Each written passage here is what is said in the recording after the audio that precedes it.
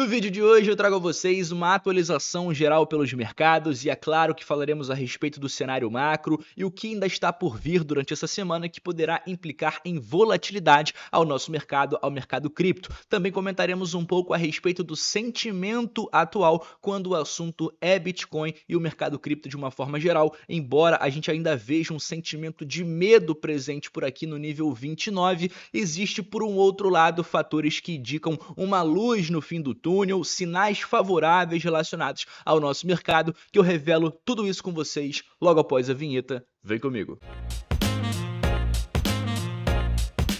Agora sim, família, sejam todos muito bem-vindos a mais um episódio da Liga Cripto. Se você é novo por aqui e ainda não me conhece, muito prazer, o meu nome é Bruno. Iniciamos o nosso vídeo de hoje direto ao que interessa, eu que geralmente gravo vídeos na terça-feira e hoje estou trazendo um vídeo aqui numa quarta-feira, um dia um pouco diferente do que vocês estão acostumados, mas falaremos sobre muitos assuntos importantes, a começar pelo cenário macro. Como a gente sabe, foi um grande fator que trouxe essa forte queda no mercado cripto nos últimos dias, principalmente no decorrer desse final de semana e, claro, também na segunda-feira. Bitcoin chegou até os 49 mil dólares, Ethereum até os 2.200, mas a gente começa a ver sinais de recuperação e eu vou demonstrar para vocês o que está acontecendo e, claro, quais são esses dados no decorrer do nosso vídeo. Mas antes, vamos falar um pouquinho sobre o que ainda está por vir nessa semana. Hoje é quarta-feira, meio de semana, é esperado volatilidade até o fechamento dos mercados. Estamos falando, é claro, dos principais índices da Bolsa Norte-Americana, que sofreram também na última semana, principalmente após os dados econômicos, como o mercado de trabalho, o payroll, ganho médio por hora, taxa de desemprego, foram divulgados. Nessa quinta-feira, galera, amanhã, veremos novamente os primeiros dados relacionados, de fato, ao mercado de trabalho, esse grande motivador da queda na última semana. Então vai ser bem importante a gente acompanhar como os pedidos contínuos por seguro-desemprego e pedidos iniciais por seguro-desemprego, dados que são divulgados em todas as quintas-feiras, dados semanais, vão reportar para a gente a situação de um dos principais pilares da economia norte-americana. Então, a gente pode ver sim volatilidade a depender de como esses dados forem divulgados. Vale lembrar que na última semana, quinta-feira passada, esse dado de pedidos iniciais por seguro-desemprego alcançou um pico em 11 meses, indicando para a gente que, de fato, a taxa de desemprego estava subindo durante o último mês de julho, e isso foi confirmado logo após a divulgação do payroll, com a taxa de desemprego subindo de 4,1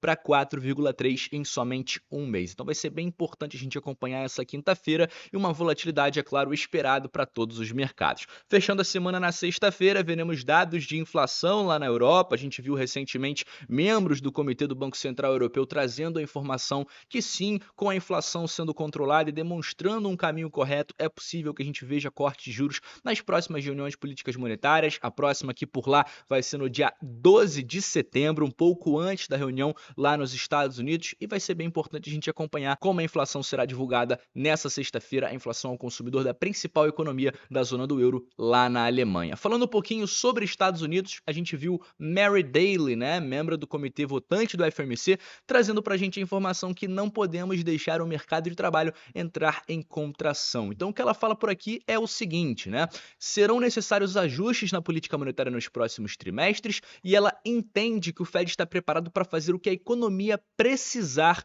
quando eles tiverem clareza do que é que a economia precisa. Então a gente vê de fato o mercado de trabalho arrefecendo, a gente vê outros pilares da economia também arrefecendo e as probabilidades de meio ponto percentual se mantendo estáveis ali dentro de 60% a 70%, para que vejamos então esse corte nessa magnitude da próxima reunião de políticas monetárias nos Estados Unidos. Então é bem possível que esse seja o cenário, mas como eu comentei, vamos acompanhar os próximos dados econômicos que eles tendem a ditar um pouquinho o rumo dessas probabilidades aqui dentro de um dos principais monitores, a taxa básica de juros norte-americana. Então, dados de mercado de trabalho nessa semana e no decorrer desse mês ainda veremos dados de inflação como o PCE e o CPI na próxima semana e, claro, no início do mês que vem, no início do mês de setembro, veremos o payroll sendo determinante na próxima medida de políticas monetárias a serem implementadas pelo principal banco central do mundo, o Fed norte-americano. Saindo um pouquinho agora do macro com vocês, entrando de fato em Bitcoin, eu comecei o vídeo falando um pouquinho sobre o Fear and Greed,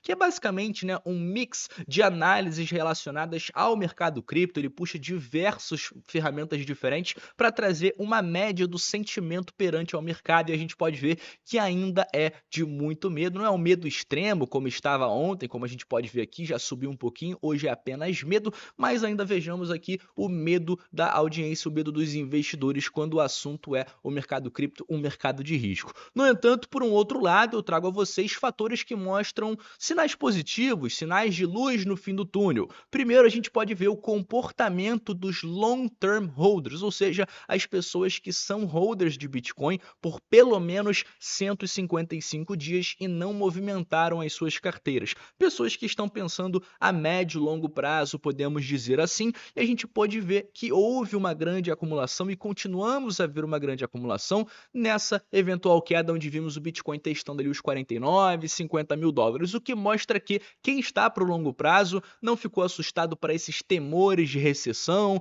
todos esses problemas no macro acontecendo e de fato aproveitou essa oportunidade, aproveitou essa dip para acumular mais bitcoins que vão ser muito provavelmente jogados a longo prazo. Então é um sinal favorável que mostra que parte dos investidores não estão interessados em liquidar os seus ativos nesse atual momento, entendendo que é um ciclo econômico. A gente passa por um momento de instabilidade, a gente passa por um possível temor de recessão, mas isso não é suficiente para amedrontar aí os holders de longo prazo. Falando também um pouquinho sobre as baleias, a gente não viu uma acumulação maior do que essa depois dessa forte queda nesse último final de semana e também na segunda-feira, se a gente for pegar desde 2017, ou seja, o que mostra que holders, né, e os ETFs estão acumulando mais bitcoins como nunca foi visto antes. Então, embora a gente veja uma ação de preço negativo, o Bitcoin testando patamares inferiores, né, muita gente liquidando seus ativos, eu pude ver no Twitter pessoas que,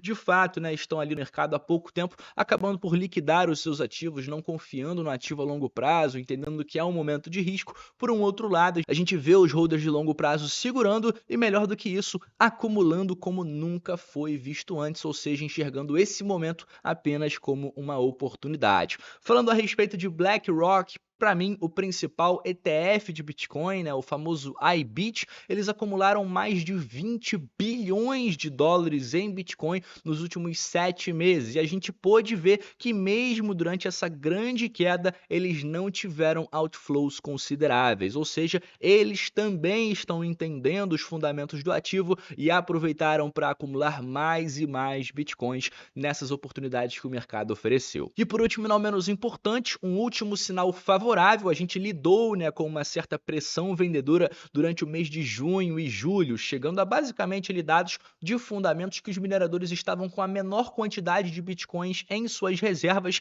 em mais de uma década. E isso parece que está mudando um pouco, eles voltam a acumular, e um exemplo disso é a maior mineradora de bitcoin do mundo, aumentando a sua posição de hold em 124 milhões de dólares somente durante o mês de julho, indicando para a gente que essa tendência de hold por parte dos mineradores pode estar mudando um pouquinho. A gente passou por um momento onde eles estavam liquidando, né, em grande escala, e agora pode ser iniciado novamente um período de acumulação por esses mineradores, que geralmente são vistos como pilares importantes na ação de preço do Bitcoin. Afinal, eles trazem para a gente um insight, o que os grandes, né, holders de Bitcoin estão fazendo com as suas reservas. Se eles estão acumulando, existe sim uma tendência forte e favorável para esse ativo de alta nos meses seguintes. Falando agora sobre uma altcoin específica que vem demonstrando, na minha opinião, muita força e que pode ser um bom ativo para acumulação nas próximas oportunidades, né, nessas eventuais quedas no mercado,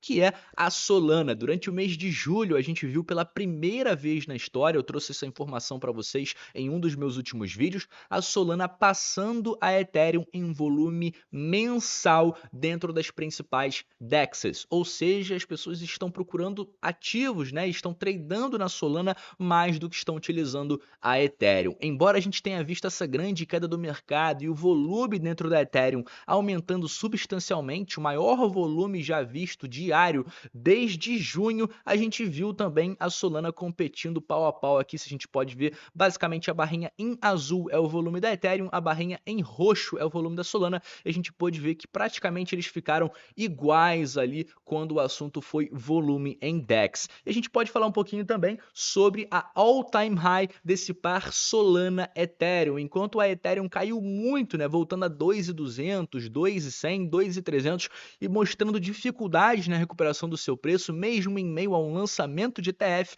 a Solana recuperou facilmente boa parte do seu preço, chegou a quase $100, né, $110 como a gente pode notar por aqui, e nesse momento já está em 140, um ganho aí expressivo de mais de 30% do que foi perdido no seu preço, né? Lembrando que ela estava ali em 180, 190 e agora já está em 140, nos últimos dias chegou até 150 e na minha opinião é um dos fortes ativos para continuar ganhando em preço, já que os seus fundamentos são claros e a gente vê inclusive perante a outros ativos como a própria Ethereum all-time highs acontecendo mesmo em momentos não tão oportunos do mercado, não tão bullish como esse de agora que a gente acaba vivendo devido a pressões macroeconômicas. Beleza? Então, tendo dito isso, a gente vai chegando ao fim do nosso vídeo de hoje, um vídeo aí de giro completo pelos mercados, falando um pouco sobre macro, um pouco sobre o Bitcoin, luz no fim do túnel, um pouco sobre Solana, que na minha bag é um dos principais ativos que eu venho acumulando em momentos como esse. Enfim, a gente vai finalizando por aqui, agradecendo a você que ficou comigo até o final, deixando o nosso próximo vídeo marcado para amanhã, quinta-feira. Muito em breve já estou de volta trazendo essas atualizações sobre o mercado de trabalho que comentamos no início do vídeo. Até lá!